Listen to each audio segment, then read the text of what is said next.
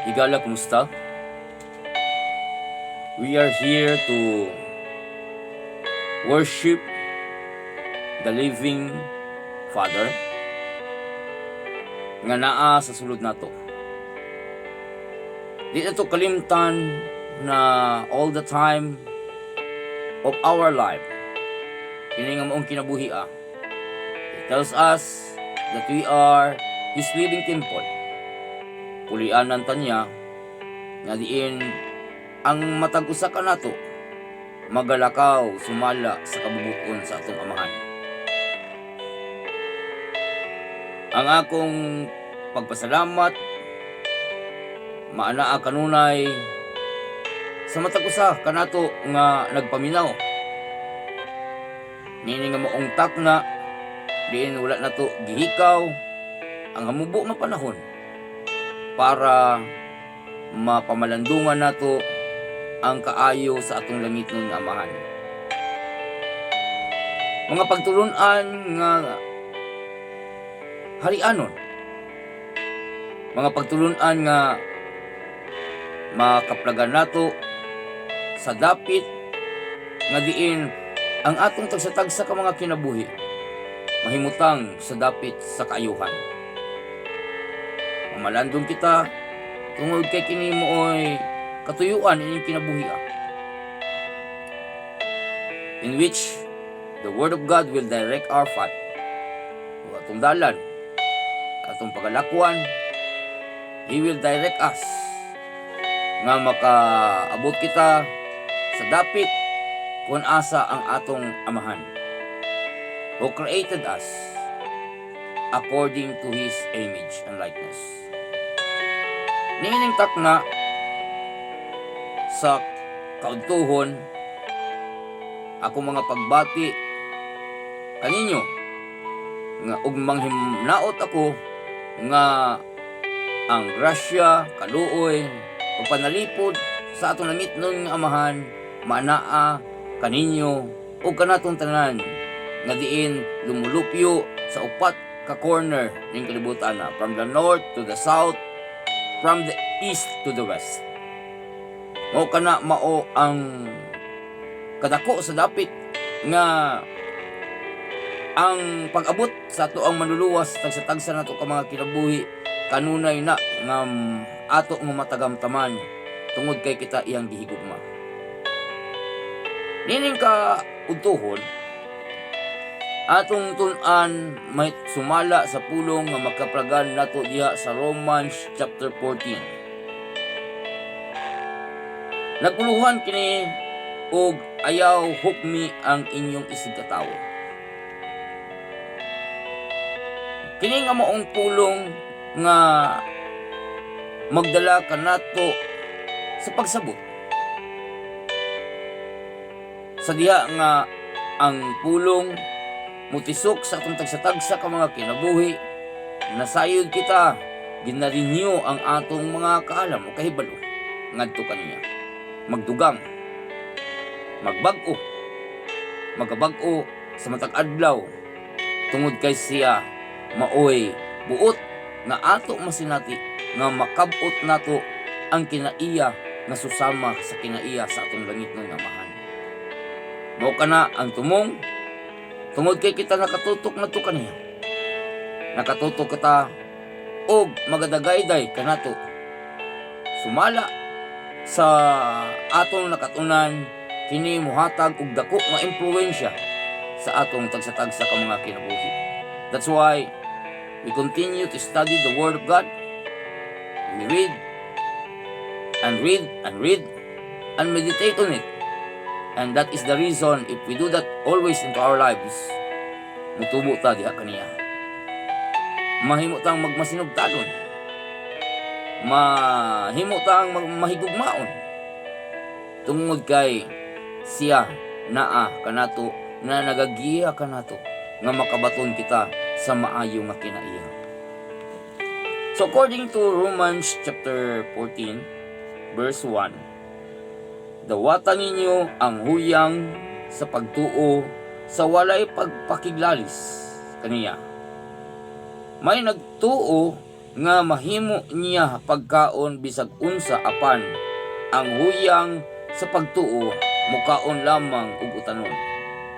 Ang mukaon bisag unsa dili angay maghukom sa tawo nga utanon ray kanon. Ug ang tawo usab nga utanon ray kanon dili angay maghukom sa tawo nga mukaon bisag unsa kay gidawat na siya sa Dios. Kinsa man nga makahukom sa sulugoon sa iyang tawo, ang iyang agalon mauray maghukom kung makatuman ba siya sa iyang katungdanan o wala. Makatuman gayud siya kay mutabang man ang Ginoo kaniya. May naghunahuna nga adunay usa ka adlaw nga mas balaan kaysa ubang adlaw, samtang ang uban naghunahuna nga managsama kabalaan ang tanang adlaw. Libre ang matag usa sa pagsunod, hain man niini ang hugot niyang gituuhan. Ang naghunahuna nga mas balaan ang usa ka adlaw kaysa ubang adlaw nagpasidungog sa Ginoo.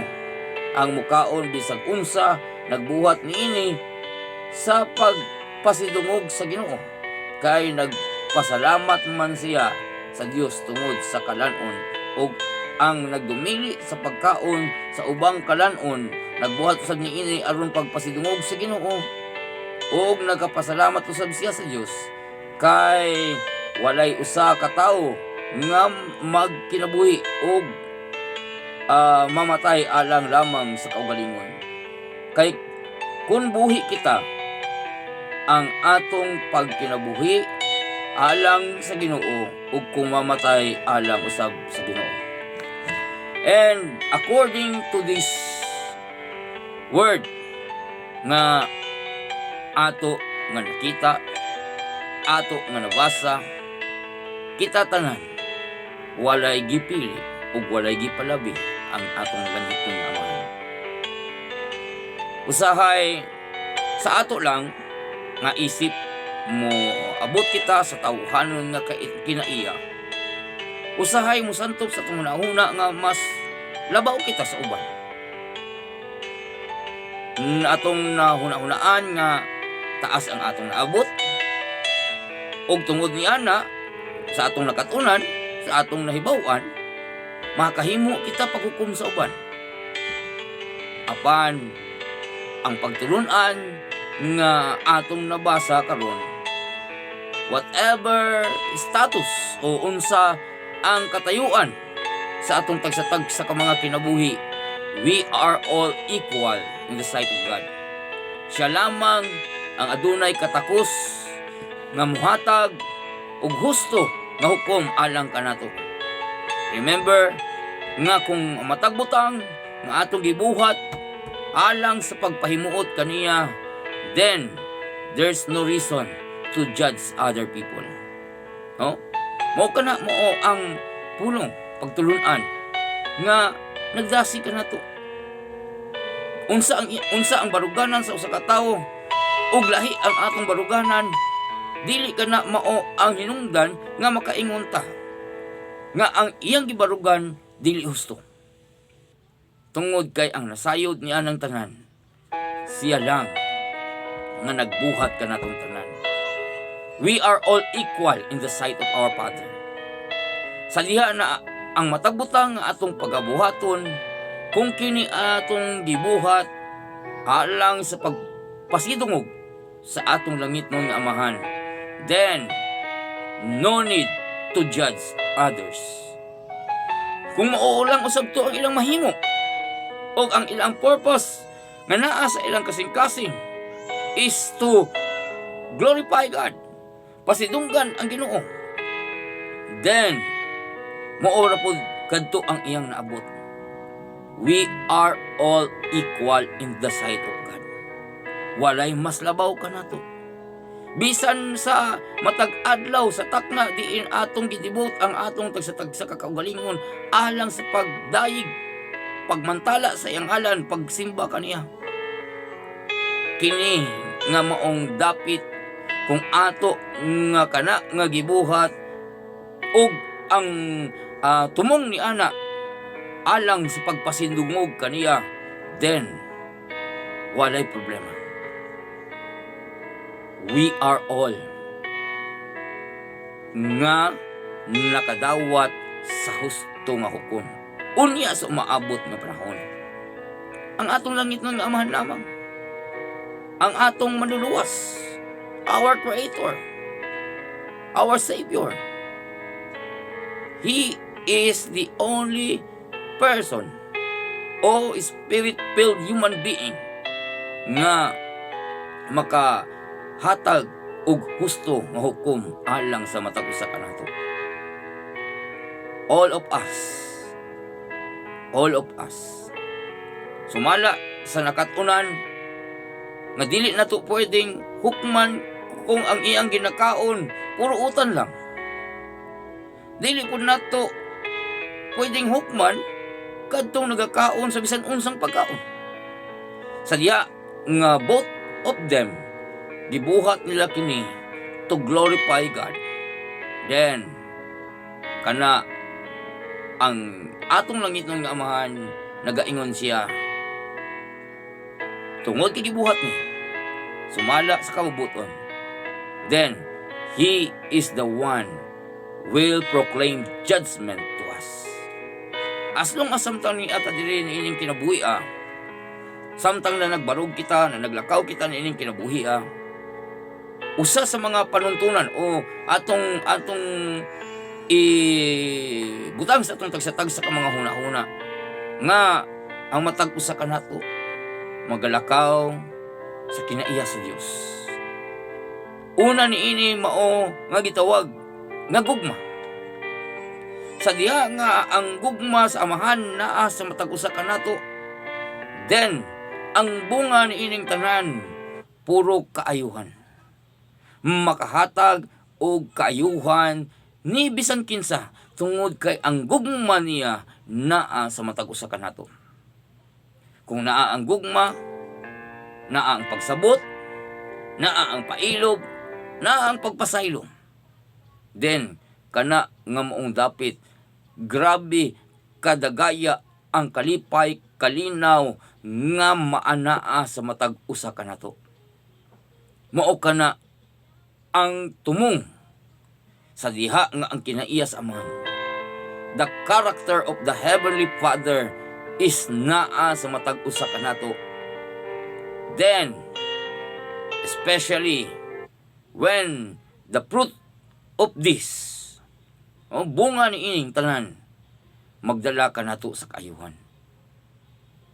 So kung ado naman kita sa dapit nga kaniadto nga nahimutang nagmahinukmanon alang sa atong isigkatawo, then this is now the reason to change our lifestyle. To change our lifestyle according to what the things that He wants us to be. No? Kana nga mao nga mga panlantaw ang atong pagakabuton.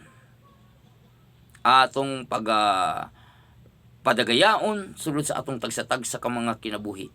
Tungod kay kung sa diha nga kani atong pagabuhaton, then we will have peace of mind. Naatay kalinaw sa tibuok nato nga kinabuhi. Mao kanay kanindot higala. So that's why asa na dapit kita nahimutang karon, asa kita nga dapit nga diin ang atong mga panghuna-huna nagalaraw, hopefully kini nagalaraw sa kaayuhan sa atong isigkatawo, sa gugma sa atong isigkatawo. Tungod kay kini maghatag kanatog kalambuan dinhi sa atong niining lawasa, tungod kay kini iyang gingharian. I pray nga in every circumstances ginalig-on kita kanunay sa atong langit ng Amahan sa matag adlaw. All of us in the presence of our Almighty Father, our Almighty God, our Almighty siya kanunay magalamdag sa mataglakang atong ginalakwan sa matag adlaw. Dalagon siya sa walay katapusan. We claim His promise and we are ready to change our lifestyle according to the image and likeness of our Creator. Hallelujah! We praise His name. Amen.